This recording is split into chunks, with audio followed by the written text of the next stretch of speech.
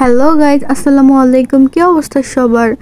তো গত কিছুদিন আগে তো আপনারা দেখেছেন যে আমি দাদু বাড়ি গিয়ে বারবিকিউ করেছিলাম। তো অনেকদিন যাবতই প্ল্যান করছিলাম যে আমরা এবার বিফ দিয়ে কিছু একটা করব। তো যেহেতু কুরবানির ঈদ ছিল আর ফ্রিজে অনেক বেশি মাংস ছিল, তো মোটামুটি এই সময় তো সবার ফ্রিজে মাংস থাকে। তো কুরবানির ঈদের পরের দিন যেহেতু ছিল, তো সেদিন হচ্ছে আমরা ফ্রিজ থেকে কুরবানির মাংস বের করে নিয়েছিলাম। তো কুরবানির মাংস বের করে নিয়ে সেটাকে ভালো করে ওয়াশ করে নিয়েছিলাম, যেহেতু আজকে আমরা বিফ শিক কাবাব বানাবো। তো সেজন্য মাংসটাকে ভালোভাবে ক্লিন করে নিয়ে সেটাকে ছোট ছোট পিস করে কেটে নিলাম। পাতলা পাতলা করে কাটতে হবে, যেহেতু শিকের ভিতরে আমরা এটা ঢুকাবো। তো তারপর হচ্ছে আদা রসুনের পেস্ট দিয়ে দিলাম। তো আদা রসুনের পেস্ট দিয়ে দেওয়ার পর এখানে আমরা টমেটোর সস দিয়ে দিলাম। তো টমেটোর সস দিয়ে দেওয়ার পর পরিমাণ মতো লবণও দিয়ে দিব।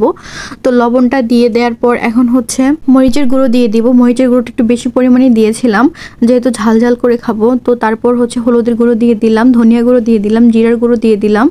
তো সবকিছু একসাথে দিয়ে দেওয়ার পর আমরা লেবুর রস দিয়ে দিব। তো লেবুর রসটা একটু বেশি পরিমাণেই দিতে হবে। তো লেবুর রসটা বেশি পরিমাণে দিয়ে এখন হচ্ছে আমরা টক দই দিয়ে দিব। যেহেতু আমরা টক দই ছিল না, সেজন্য দুধের মধ্যে লেবু চেপে সেটাকে আমরা মিক্সড করে দইয়ের মতো বানিয়ে নিয়েছিলাম। তো এখন হচ্ছে সবকিছু উপকরণ মিক্সড করার পালা। তো সবকিছু উপকরণ একসাথে দিয়ে এখন আমরা এটাকে মিক্সড করে নিব। যেহেতু আজকে আমরা বারবিকিউ মশলাটা ইউজ করছি না, কারণ বাজারে বারবিকিউ মশলাটা আমরা পাইনি, সেজন্য এটাকে স্কিপ করে গিয়েছিলাম। তারপরেও কিন্তু অনেক বেশি মজা হয়েছিল। তো এখন হচ্ছে এটাকে খুব বেশি ভালো করে মাখাতে হবে, সব কিছু মাংসের মধ্যে যেন মশলাগুলো ঢুকে যায়। তো সেভাবে আমাদেরকে মাখাতে হবে। তো মাংসটাকে ভালোভাবে মাখিয়ে দিয়ে আমরা এটাকে ম্যারিনেট করতে রেখে দিব। তো তারপর হচ্ছে আগুন জ্বালানোর পালা। তো আমরা আগে কয়লা শুকিয়ে রেখেছিলাম। তো দাদুকে বলেছিলাম কয়লাগুলোকে ভালো করে শুকানোর জন্য। দাদু 2-3 দিন যাবত রোদে শুকিয়ে এটাকে একদম কড়া করে রেখেছিল। তো এখন হচ্ছে আগুন জ্বালানোর পালা। এই আগুন জ্বালাতে গেলে তো প্রত্যেকবারই আমাদের অনেক কাহিনী করতে হয়, কারণ যে দুজনকে আগুন জ্বালানোর দায়িত্ব দেওয়া হয় সেই দুইজন তো একদমই পারে না, সেজন্য অনেক লেট হয়ে যায়। তো ওইদিকে ওরা মোটামুটি আগুন জ্বালানোর কাজ করতেছিল। তো আমাদের ম্যারিনেট প্রায় হয়ে গিয়েছিল। তো এখন ম্যারিনেট হয়ে যাওয়ার পর সেটাকে আমরা শিকের মধ্যে ভরে নিব। তো প্রতিটা শিকে আমরা সবগুলো মাংস একটা একটা করে আটকে দিচ্ছিলাম। তো আমরা প্রথমে 3-4টা শিকের মধ্যে আটকে ছিলাম, পরে দেখলাম যে আরো অনেকগুলো মাংস থেকে যায় আর অনেক রাত হয়ে যাবে। পরবর্তী সময়ে আরো কয়েকটা শিকের মধ্যে দিয়ে তারপর সেটাকে আমরা দিয়ে দিলাম কয়লার উপরে। তো প্রথমে কয়লার উপর দিয়ে দেখতেছিলাম যে অনেকটা টাইম লেগে যাবে। তো তারপর হচ্ছে এরকম ভাবে একটু আগুন জ্বালিয়ে জ্বালিয়ে সেটাকে পরে নিচ্ছিলাম। তো প্রথমে আমরা হাতেই করতেছিলাম, কিন্তু হাতে পরে গরম লাগার কারণে আমরা ফ্রিজের যে তাকগুলো থাকে সেটা নিয়ে এসেছিলাম, কিন্তু সেটাতে বসানোর পর ঘটে গেল বিপত্তি, সেটা থেকে রং উঠতেছিল।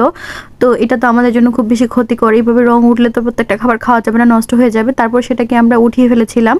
তো তারপর হচ্ছে ইট দিয়ে আমরা বানিয়ে নিয়েছিলাম। তো দুই পাশে ইট দিয়ে এইভাবে আমরা মাংসগুলো বসিয়ে দিয়েছিলাম শিকের মধ্যে। তো আমাদের চুলাটা যেহেতু একটু ছোট ছিল, মানে আমরা হচ্ছে মাটির মধ্যে চুলাটা বানিয়ে নিয়েছিলাম, তো সেই জন্য প্রথমে 4টা করে দিলাম। তো তারপর হচ্ছে পাশ থেকে তানবীর আর মিহাল এটাতে খুব বেশি বাতাস করতেছিল, কারণ যত বেশি বাতাস করবে তত বেশি আগুনটা জ্বলে উঠবে। তো ওরা দুজন তো একদম নাজেহাল অবস্থা হয়ে গিয়েছিল, কারণ প্রচুর গরম ছিল সেদিন। আর যেখানে এটা করতেছিলাম বাহিরে অনেক বৃষ্টি ছিল, তাই আমরা একটু রুমের মধ্যেই করতেছিলাম।